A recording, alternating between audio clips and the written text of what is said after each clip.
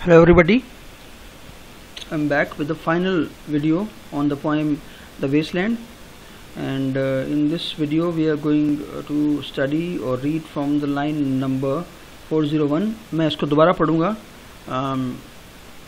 इस लाइन में last video में एक इंटरप्रिटेशन जो है वो मिस हो गई थी मुझसे, तो मैं दोबारा इसको पढ़ना चाहूँगा and listen to it very carefully. So 401 में है दा, बूम की आवाज़ होती है, थंडर की. और मैंने आपको बताया था कल कि ये बृहदारण्यक उपनिषद है. आप इसको सही बोल लेना, बृहदारण्यक उपनिषद.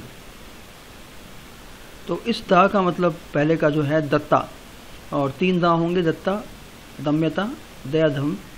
और तीनों जो हैं ओरिजिनली जो हैं वो पहला दा जो है वो देवताओं के लिए, दूसरा ह्यूमन बींग्स के लिए, तीसरा दानवों के लिए यूज़ किया गया था. बट यहाँ पे हम सबको ही बताया गया, बिकॉज यहाँ पे हम किसी दानव या मनुष्य या देवता में कोई डिफरेंस नहीं कर रहे हैं. सो दत्ता means to give. What have we given, हमने क्या दिया है. My friend, blood shaking my heart, मेरे दिल में, मेरे हार्ट में उस समय खून जो है खोलने लगता है ये सोचकर कि हमने दिया क्या है ना. The awful daring of a moment surrender which an age of prudence can never retract. ये जो दो लाइन्स हैं इनको दोबारा ढंग से सुनना कि हमारा जो टाइम है, हमारी जो वेस्टलैंड के लोग हैं वो क्या कर रहे हैं. द ऑफुल डेयरिंग, वो हिम्मत करते हैं जो, ऑफ अ मोमेंट सरेंडर, एक मोमेंट भर का, क्षण भर का एक सरेंडर होता है, समर्पण होता है. और समर्पण वर्ड अच्छा नहीं होगा because it this surrender is used for lust, है ना, हवस के लिए. तो जो तुम कुछ समय के लिए लस्ट के अधीन हो जाते हो, उसके गिरफ्त में आ जाते हो, जिसको कि which an age of prudence can never retract. उसके बाद तुम कितना भी सोच लो, कितना भी समझदारी दिखा लो, वो जो हो गया वो हो गया, वो वापस कभी लाया नहीं जा सकता है. By this and this only we have existed. और हमारा पूरा जीवन जो है ना वो इसी में ही कटा है. मीन्स हम वेस्टलैंडर्स ने अपने जीवन को लस्ट में ही बिताया है बस. Which is not to be found in our obituaries. Now ये लाइन्स भी ध्यान से सुनना कि हम जब मर जाएंगे, हमारे लिए जो ऑबिचुरीज लिखी जाएंगी, हमारे जो लिए एपिटाफ लिखे जाएंगे, उनमें ये चीज़ें हमारे काम की नहीं जाएंगी. कोई अच्छा काम किया होता तो शायद हमारे एपिटाफ में वो लिखा जाता, है ना. लेकिन ये चीज़ें जो हैं वो हमारे एपिटाफ में लिखी नहीं जाएंगी, हमें कोई याद नहीं करेगा इनके लिए. और in memories draped by the beneficent spider. और या फिर हमारे याद में जो मेमोरियल बनाए जाएंगे या कुछ भी बनाया जाएगा जिसको ड्रेप्ड बाय बेनिफिशेंट स्पाइडर, जिसपे स्पाइडर जो है अपने जाले बनाएगी, मकड़ी अपने जाले बना देगी. जब पुराने हो जाएंगे ना तो मकड़ियाँ जाले बना लेती हैं. और इन जालों के अंदर पड़े हुए हमारे जो मेमोरीज हैं, मेमोरियल्स बनाए हमारे लिए जो, उनमें भी हमारे इन लस्ट वाले काम का जो हमने किए हैं या जो हमने अनैतिक काम किए हैं उनका कोई मेंशन नहीं होगा. मतलब कोई याद नहीं करने वाला है आपको इन नामों से, इन कामों से. और under seals broken by the lean solicitor in our empty rooms. या फिर हमारे जो खाली कमरे हो जाएंगे हमारे जाने के बाद, और उनकी जो सॉलिसिटर हैं, मतलब सॉलिसिटर मतलब वकील या जो प्रॉपर्टी के डिवीजन में काम आने वाले जो वकील होते हैं, है ना, उनके द्वारा जब हमारे कमरों की सील्स तोड़ी जाएंगी या कमरों के ताले खोले जाएंगे तो उनमें भी ये कुछ नहीं होगा. मतलब अगर हमने अच्छे काम किए होंगे, अगर हमने कुछ ढंग का काम किया होगा, तो हमारे कमरों को खोलने जाने के बाद भी हमें उन कामों से याद किया जाएगा, परंतु इन कामों से कोई याद नहीं करेगा. आप याद कीजिए वो दीवान बेड जिसपे सेक्सुअल एक्ट परफॉर्म किया गया था, अगर उस कमरे को कोई खोलेगा तो कोई उस काम के लिए उस टाइपिस्ट गर्ल को या उसके जो लवर था जिसके मुंह पर, इसके फेस पर जो हैं कील मुहासे थे, उसको कोई याद नहीं करेगा, है ना. तो मतलब ये चीज़ें जो हैं इनको कोई याद नहीं करने वाला है ना. So stop doing them. So stop doing these lustful things and start giving. दान देना, उसके महत्व को समझो. दूसरा दा जो है दयाधवम. दयाधवम मतलब सिंपैथी रखना. I have heard the key, मैंने सुना है इस चाबी के बारे में. मैं हिंदी बोल रहा हूँ पहले. Turn in the door once and turn once only, है ना, कि ये जो की है, जो चाबी है, ये एक बार ही दरवाजे को खोलती है. क्या मतलब है इसके कहने का? इसके कहने का मतलब ये है कि अगर आप दयालु हो, अगर आप में दया है, दया की भावना है, तो आप अपने एक्शंस से एक ही बार में व्यक्ति को प्रभावित कर सकते हो, एक ही बार में लोग जो अपने प्रेजेंस में है, जो आगे आने वाला है, उनको बाहर निकाल सकते हो। बट ऐसा है नहीं, है ना। We think of the key, पर हम तो सिर्फ की के बारे में सोचते हैं। ईच इन इज प्रेजेंट, हर व्यक्ति अपने खुद के बनाए हुए जेल में पड़ा हुआ है। थिंकिंग ऑफ द की, सिर्फ सोचता रहता है की के बारे में। ईच कन्फर्म्स अ प्रिजन, और जब हम सोचते हैं ना कि हमें बाहर निकलना है, हमें इन सब चीज़ों से बाहर निकलना है, तो हम उसको कंफर्म करते हैं। किस बात को? कि हम प्रिजन में हैं। जब हम ये बात कंफर्म करते हैं कि मुझे इससे बाहर निकलना है, तो उसका मतलब क्या है? इसका मतलब ये है कि हम कहीं फंसे हुए हैं। तो वो की क्या है? वो की क्या है? Sympathy. Only at night fall ethereal rumors revive for a moment a broken Coriolanus। Coriolanus जो है शेक्सपियर का प्ले था, उसमें इसने कसम खाई थी कि पूरे रोम को जीतेगा ये, लेकिन काफ़ी सारे वॉर्स के बाद ये लास्ट में डिसाइड करता है कि भाई नहीं, अब तो मैं थक चुका हूँ, अब मैं ये काम नहीं करने वाला हूँ, है ना। मतलब मुझे अभी रोम को जीतना नहीं है। तो और उसको पता भी होता है कि मैं ऐसा करूँगा, मैं हथियार डाल दूंगा, अगर मैं लड़ना बंद कर दूंगा तो इट विल बी माई रूइन, ये मेरा अंत होगा। तो जब आदमी की ज़िंदगी की नाइटफॉल होती है, शाम होती है, मतलब जब आदमी बहुत सारा जीवन जी चुका होता है, हमारे हिंदी में भी बहुत सारे भजन है इस तरह के कि ना पूरा दिन बिता दिया और शाम को अकल आई। तो only at nightfall ethereal rumours revive for a moment a broken Coriolanus. और शाम के समय जो है वो वेग रूमर्स जो हैं वो मोमेंट्री लाइफ देते हैं एक ब्रोकन मैन को, जो अपने अंदर ही कैद है, जैसा कि कोरियोलेनस था। मतलब ये है कि दया हमें शुरू से दिखानी चाहिए, ना कि जब हमारी ज़िंदगी का अंत आ जाए तब, है ना। लास्ट द जो है उसका मतलब है दम्यता। दम्यता मतलब control. The boat responded gaily to the hand expert with sail and ore.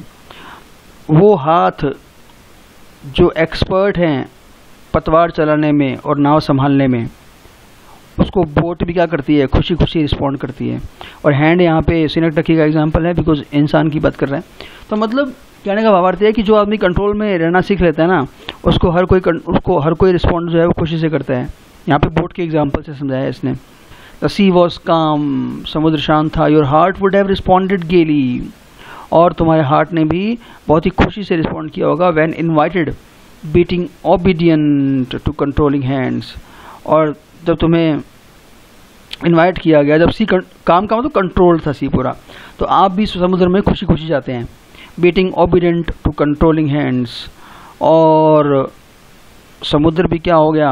Obedient to controlling hands. तुम्हारे जो हाथ थे कंट्रोलिंग, फिर सिनेक्ट की है। कहने का मतलब ये है कि चीज़ें एक लेवल तक कंट्रोल में होनी चाहिए, और कंट्रोल करना, दम्यता बहुत ही ज़रूरी है इंसानों के लिए। हालांकि बृहन्नक जो भी था उपनिषद, सॉरी प्रोनाउंसिएशन में गड़बड़ हो रही है, उसमें ये बात दानवों के लिए बोली गई थी कि उनको कंट्रोल करना सीखना चाहिए, पर यही बात हम इंसानों पे भी लागू होती है। तो पहला दा जो है वो क्या है? दान देना। दूसरा दा क्या है? दत्ता, दम्यता। दम्यता क्या होता है? दत्ता, दयाधम। दयाधम क्या होता है? सिंपैथी। तीसरा कंट्रोल। इन तीन चीज़ों से जो वेस्टलैंडर्स हैं वो अपनी स्थिति को सुधार सकते हैं। आई सेट अपॉन द शोर, मैं किनारे पे बैठा हुआ था। फिशर किंग का रेफरेंस है ये। Fishing with the arid plain behind me. मैं जो है किनारे बैठा हुआ था और मैं मछलियाँ पकड़ रहा था, और मेरे पीछे क्या थे? बैरन प्लेन, बंजर भूमि। Shall I at least set my lands in order. और ये भी बिब्लिकल रेफरेंस है कि मुझे अपने ज़मीन को ऑर्डर में सुव्यवस्थित तरीके से रखना चाहिए। क्या बिब्लिकल रेफरेंस इसलिए है क्योंकि बाइबल में ये इंसान जो मरने वाला होता है उसको कहा जाता है कि भाई तुम्हारा अंत आ गया है, तो तुम्हें अपना सब कुछ व्यवस्थित कर लेना चाहिए, सेट कर लेना चाहिए। क्यों मुझे सब कुछ सेट कर लेना चाहिए? Because London bridge is falling down, falling down, falling down. वैसे तो ये एक नर्सरी राइम है बच्चों की, लेकिन यहाँ पर बहुत सीरियस इम्प्लीकेशन है इसका। आपने सेकंड पार्ट में पढ़ा होगा कि कैसे लंदन ब्रिज पे एक भीड़ जो है वो मुर्दा लोगों की चल रही है, तो वो लंदन ब्रिज जो है वो गिर रहा है। है ना, मतलब अब सब कुछ ख़त्म हो रहा है। और पहले भी बोल चुका है ना कि बहुत सारी सभ्यताएं जो हैं वो क्या हो रही हैं, ख़त्म हो रही हैं। पोएस्टोसे नेल फोको शे ग्ली एफिना, इसका जो मतलब है वो क्या है कि he hid himself in the fire which refines him, उसने अपने आप को उस फायर में छुपा लिया जो उसको रिफाइन करने वाली है। तो उसने अपने आप को फायर में डाल दिया जो उसको रिफाइन करेगी। ये दांते की परगैटेरियो का रेफरेंस है, मतलब डिवाइन कॉमेडी का रेफरेंस है। नेक्स्ट जो लाइन है वो है क्वांडो फियम यूटी शेरिडोन ओ स्वेलो स्वेलो। जो ये लाइन है ये वैनरिस के फिलोमिला नाम के वर्क से लेगी, और वैसे भी ये रेफरेंस भी है, आपको अगर ध्यान हो तो।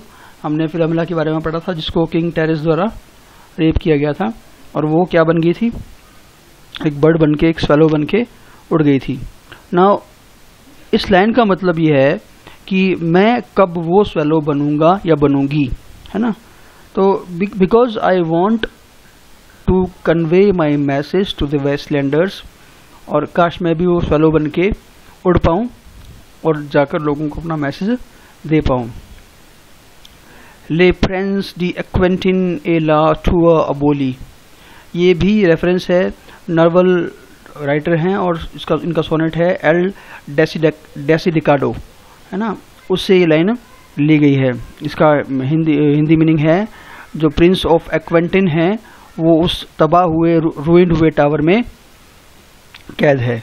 तो वैसे अगर देखा जाए तो ये जो 7-8 लाइन्स हैं, इनमें से 8 लाइन्स में से 7 लाइन जो हैं वो एलियट की खुद की है ही नहीं, कॉपी करी हुई हैं, और एक लाइन जो उसकी खुद की है, और वो कौन सी है, 431। मैं आपको पहले वो बता दूं, उसके बाद बात करेंगे ऊपर की लाइन्स का, कि these fragments I have showed against my ruins, कि मैंने जो मेरी वेस्टलैंड है जो रूइन हो चुकी है उसके अंदर मैंने ये फ्रेगमेंट्स इकट्ठे किए हैं।